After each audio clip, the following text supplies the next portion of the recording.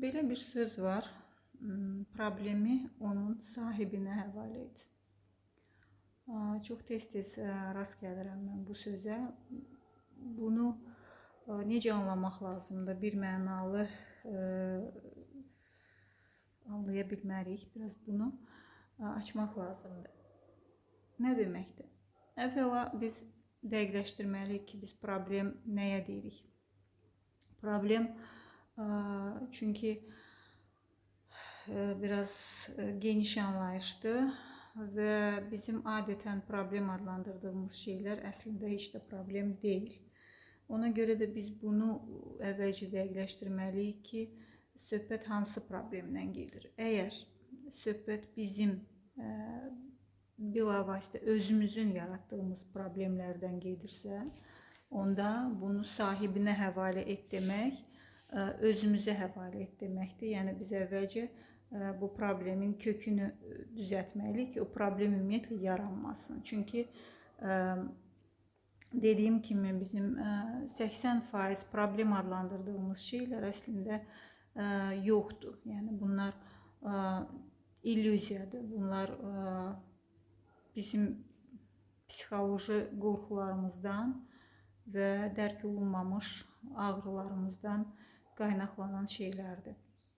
Yəni onlar biz baxışımızı dəyişdiyimiz zaman onlar dəyişəcək, onlar problem olmaqdan çıxacaq. Necə deyirdi? Mark Twain'in sözüdür, səhv etmirəmsə deyir. Bizim həyatımız o bədbəxtliklərlə doludur ki, onların böyük əksəriyyəti heç cür baş vermir. Yəni əgər bunu biz problem adlandırırıqsa, bax bunu özünə həvalə et, yəni sahibinə həvalə et demək, yəni bunu özünə həvalə et deməkdir. Bunu əvvəlcə özün dərk elə və onun yaranma səbəblərini aradan qaldır. Bunu qoyaq bir kənara. Yəni əvvəlcə bunu bilməliyik. Yox, əgər bu yoxdursa ortada, sən artıq psixoloji baxımdan sağlam və yetkin adamsansa, sənin qorxuların, ağrıların və s. bunlar hamısı öz həllini tapıbsa, hər şey dərk olunubsa, ortada bir müəyyən kifayət qədər, yəni özünü dərk yolu keçilibsə, onda ortada hansı problem qalır? Ortada sadəcə həyati çətinliklər qalır. Və həyati çətinlikləri götürsək, burada onları sahibinə həvalə et demək nə deməkdir? Biraz da bu qismini açaq.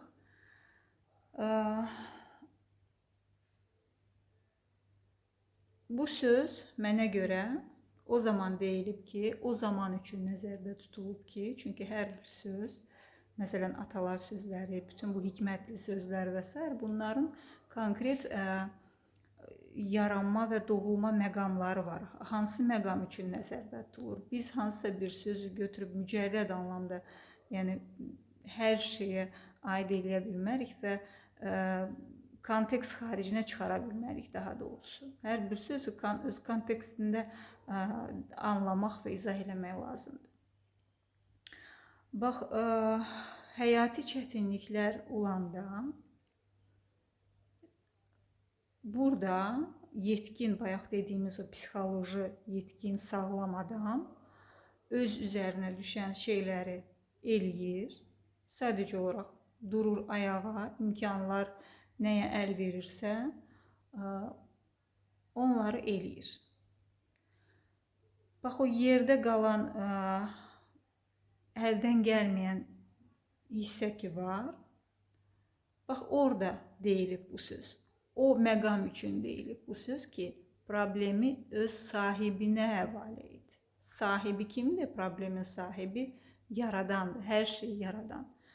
Bax, yaradan yaradıbsa, demək ki, bir həll yolunu da göstərəcək. Əgər sən indi bir həll yolu tapmırsansa, yəni bu o demək deyil, mən nə bilim, gedib çörək almalıyam, Yəni uzanım divanda və çörək almağa getməyim ki, sahibi həll edəcək. İndi çörək primitiv misal çəkdim də, yəni pul qazanmaq lazımdır, işləmək lazımdır, uşağa baxmaq lazımdır, uşağı məktəbə aparmaq lazımdır, uşağı məktəbdən gətirmək lazımdır və s. və ilaxır. İnsan işləməlidir, çalışmalıdır, vuruşmalıdır. Bax, bu aydındır da, düzdürmü? Amma biz o vurnuxuruq belə bəzən ki, görəsən necə olacaq. Bax, o qismi üçün deyilib ki, problemi sahibinə həvalə et. Yəni, boş yerə vurnuxma. Bax, biraz da qayıdırıq o bayaqki məsələyə ki, hər şeyə problem gözü ilə baxma, yəni. Ortada bir problemli mənzərə ola bilər, amma sabah necə olacaq, sən bunu deyə bilməzsən, bilə bilməzsən.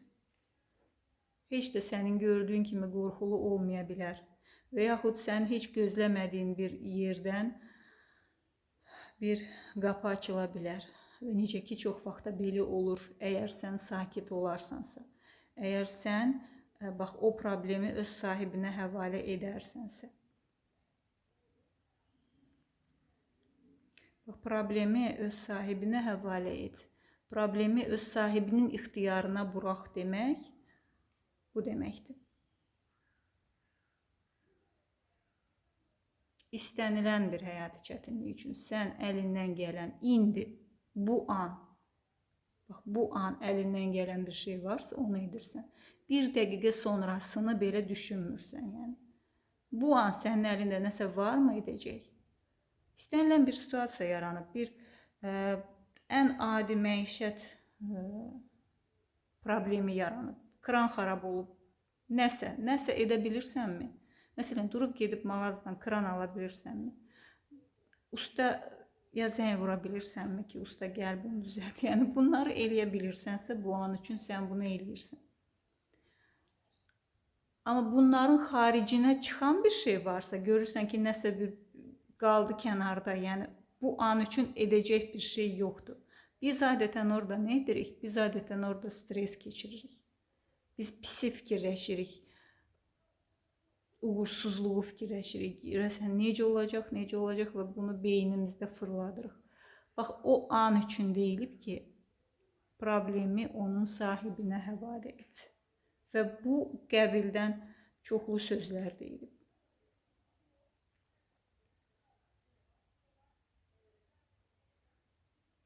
Bugün çörəyin varsa ye, sabaha düşünmə. Bax, bu cür sözlər bu anlamda deyilib. Bu tənbəllik elə, tüfeyllik elə demək deyil. Sadəcə əlindən gələni elə və Allahın işinə qarışma deməkdir, yəni. Bax, problemi sahibinə həvalə etməyi mən bu cür başa düşürəm və bayaq dediyim o psixoloji problemlərin isə bura ümumiyyətlə aidiyyatı yoxdur. Onlar ümumiyyətlə problem deyil. Əvvəlcə bunu bir dəfəlik bilək, onlar problem deyil. Onlar sadəcə bax, burada dediyim, yəni bax, bizim o ruhumuzun gözlərində problem var. O gözlərdəki o problemləri, o yanlışlıqları, baxışımızdakı yanlışlıqları dəyişəndə o problem dediyimiz şeylər avtomatik olaraq ortadan qalxır. Biz daha o cür görmürük həyatı. Tamamilə baxışımız, mənzərə tamamilə dəyişir. Ona görə onları ümumiyyətlə problem adlandırmırıq. Problem adlandırdığımız şeylər, bax, bu dediklərimdir. Bütün həyati çətinliklərdir, real çətinliklərdir. Onlar da əslində o mənada problem deyil ki, yəni onsuz da onun həll edə biləcəyin hissəsini həll edəcəksən. Yerdə qalan hissəsini də dediyimiz kimi sahibinə həvalə edirik.